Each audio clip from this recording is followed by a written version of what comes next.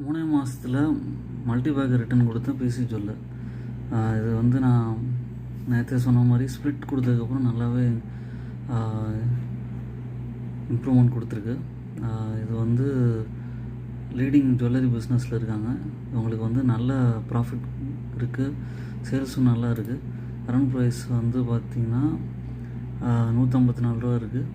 அதுக்கப்புறம் பார்த்திங்கன்னா ஒரு 51 ரூபா இந்த ப்ரைஸ் வந்து 150 ரூபா வரைக்கும் போயிருக்கு. இது எங்கேருந்தும் ஃபர்தராக ஏற வாய்ப்பு இருக்குது. கொஞ்சம் கொஞ்சமாக வாங்கி அக்யூமுலேட் பண்ண முடியும். இது வந்து குவார்ட்டர்லி ரிசல்ட்ஸ் வந்து நல்லாவே இருக்குது.